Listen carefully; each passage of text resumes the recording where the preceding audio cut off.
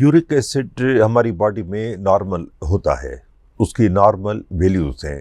Ladies میں کچھ کم ہیں، مردوں میں کچھ زیادہ ہیں، کیونکہ مرد مسکولر زیادہ ہوتے ہیں تو ان میں یورک ایسڈ زیادہ بنتا ہے قدرتی طور پہ. تو نارمل ویلیوز مردوں میں تھوڑی زیادہ ہیں، وہ ہر لیبارٹری میں لکھی ہوتی ہیں. عموماً 6 عورتوں میں میکسیمم 7 ملی گرام پر ڈیسی لیٹر، مردوں میں عام طور پہ اتنا ہوتا ہے، اس سے زیادہ نہیں ہونا چاہیے. اب دیکھیں نا، کچھ بیماریاں ایسی ہیں ہماری باڈی میں جن کو ہم کہتے ہیں سائلنٹ اینیمی یا سائلنٹ کلر.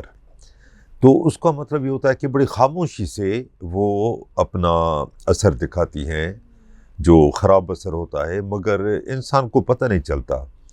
اب ٹاپ پہ تو آتی ہے شوگر، سب سے میٹھی بیماری، سب سے خاموش بیماری، اور ون آف ڈینجرس ڈیزیز کہنا چاہیے. اگر شوگر کنٹرول نہ کریں گے تو ظاہر ہے کہ ڈینجرس ہے، کنٹرول کریں گے تو پھر ٹھیک ہے، کچھ نہیں ہوگا.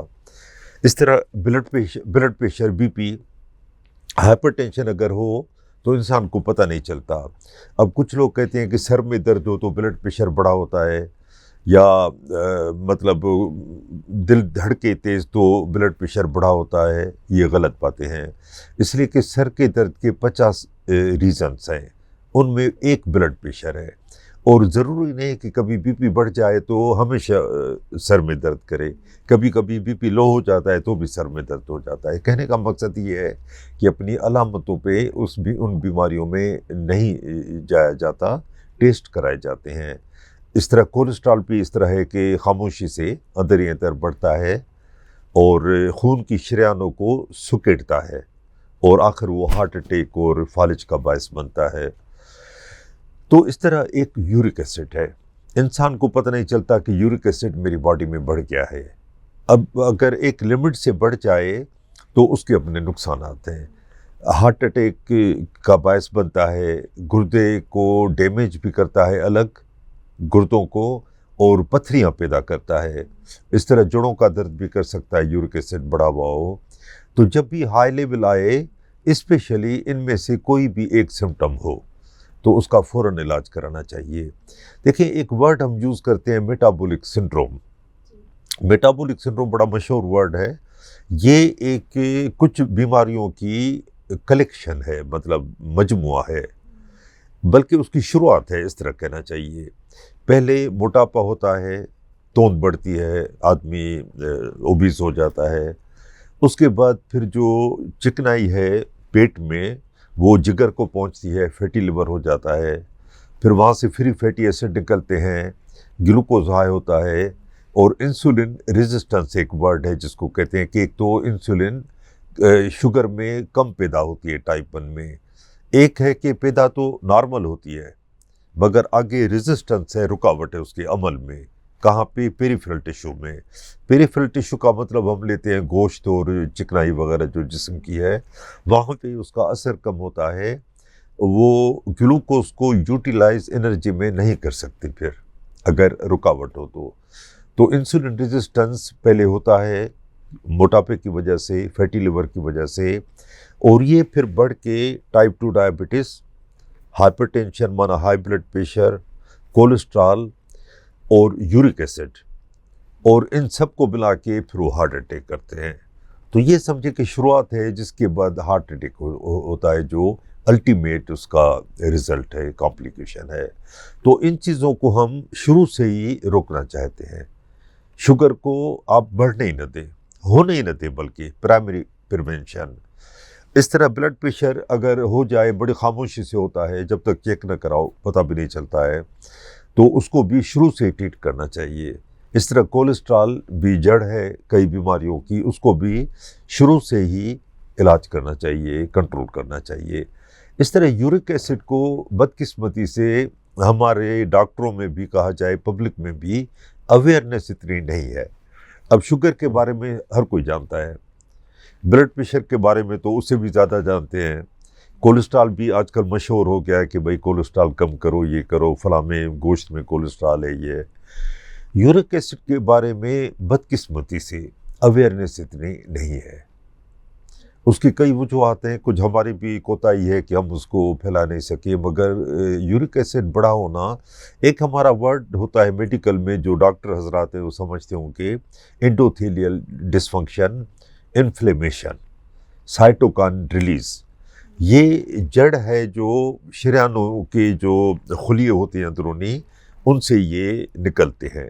جو ہمارے چکنائی کے سیل ہوتے ہیں، لائپوسائٹ فیٹی سیل جو ہوتے ہیں، ان سے یہ کیمیکل نکلتے ہیں سائٹوکائن، اور وہ انفلیمیشن پیدا کرتے ہیں، سوزش کرتے ہیں خون کی شریانوں میں. پھر وہاں کولیسٹرال بننا، معاف کیجیے گا تھوڑا میڈیکل زیادہ ہو گیا کچھ، مگر بیس سمجھانا ضروری ہے. تو یورک ایسڈ اس انفلیمیشن کو، سائٹوکائن ریلیز کو بڑھا دیتا ہے، تو اس طرح وہ ہارٹ اٹیک وغیرہ کا باعث بن سکتا ہے. اب کوئی مجھ سے پوچھے کہ بھائی ایک بات بتاؤ جو سب سے زیادہ نقصان کر سکتا ہے ہائپر یوریسیمیا یعنی ہائی یورک ایسڈ، تو میں کہوں گا گردے، کڈنی. اب گردوں میں اسٹون ہوتے ہیں، پتھریاں.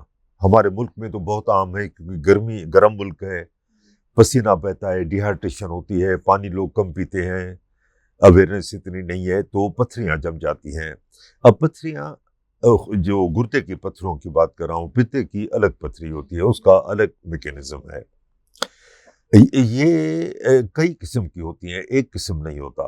مگر پاکستان میں نمبر 1 پہ آکسیلیٹ ہے، نمبر 2 پہ یہ چند آ جاتی ہیں جس میں یورک ایسڈ کے اسٹون یا پتھریاں شامل ہیں.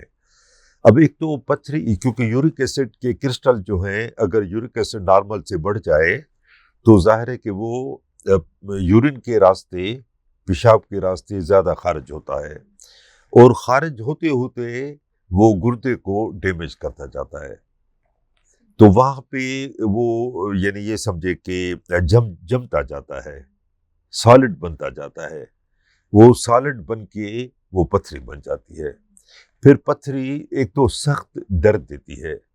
ایک ورڈ ہم یوز کرتے ہیں ایکسکیوشیٹنگ پین، اس کا مطلب ہے بہت ہی شدید درد، جیسے ہارٹ اٹیک میں ہوتا ہے، یا چند اور بیماریاں ہیں جس میں بہت زیادہ ہوتا ہے، پینکریٹائٹس ہے، لبلبے کی سوزش.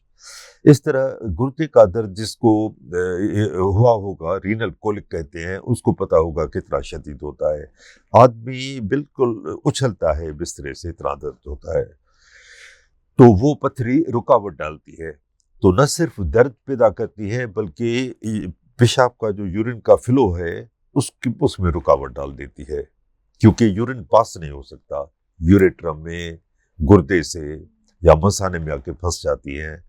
تو پھر آہستہ آہستہ بیک پریشر کی وجہ سے گردوں میں ہائیڈرونیفروسس ہو جاتی ہے، اور وہ پانی بھر جاتا ہے گردوں کے اندر، پھر وہ کام اپنا نہیں کرتی، گردے فیل ہو جاتے ہیں. تو یہ بہت بڑا فرق ہے. یہ تو ڈائریکٹ ہے. ایک انڈائریکٹ ہے، جس طرح دل کو نقصان پہنچاتی ہے، اس طرح گردے کی شریانوں کی انفلیمیشن بھی پیدا کرتی ہیں.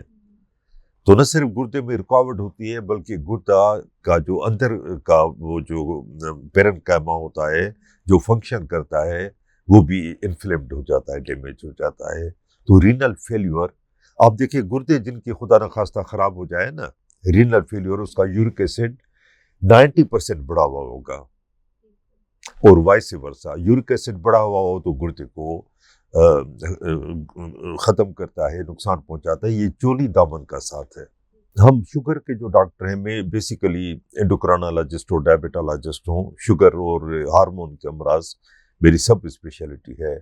تو ہم چند ٹیسٹ لازمن کراتے ہیں شوگر کے ہر مریض کو، کیونکہ شوگر مانا ٹائپ 2 ڈائبٹیز عموماً 95% یہ میٹابولک سنڈروم کی ایڈوانس قسم ہے. تو اس میں یورک ایسڈ عموماً بڑھا ہوا ہوتا ہے. تو لازماً ہم کراتے ہیں ٹیسٹ، کیونکہ اس طرح مریض آ کے نہیں کہے گا سر میرا یورک ایسڈ بڑھا ہوا ہوگا، آپ چیک تو کرائیے، کبھی نہیں مریض کہے گا، اس کو پتہ ہی نہیں ہے. تو ہم لازماً چند ٹیسٹ جو ہے اس میں یورک ایسڈ بھی کراتے ہیں. کیوں کہ یورک ایسڈ کا علاج اگر شروع سے کیا جائے تو بہت ہی آسان اور سستا ہے. 24 گھنٹے میں ایک گولی کھائیں جس کا نقصان نہ ہونے کے برابر ہے سائیڈ ایفیکٹ، اور ایک گولی آپ کھائیں اور یورک ایسڈ کنٹرول میں رہتا ہے. تو سستا علاج ہے، آسان علاج ہے، اور بہت ساری ہونے والی بیماریوں کو سے بچاتا ہے. تو اس لیے آپ اپنا یورک ایسڈ چیک کرائیے، اور اگر نارمل سے ہائی ہو بہت، اور اسپیشلی سمٹومیٹک ہو، کوئی بھی سمٹم ہو ان میں سے جو میں نے ابھی ذکر کیے، تو پھر اپنے فیملی فزیشین یا کنسلٹنٹ ڈائبیٹولوجسٹ کے پاس جائیے اور اپنا یورک ایسڈ کا علاج کرائیے، جو میں پھر کہتا ہوں کہ سستا اور آسان علاج ہے۔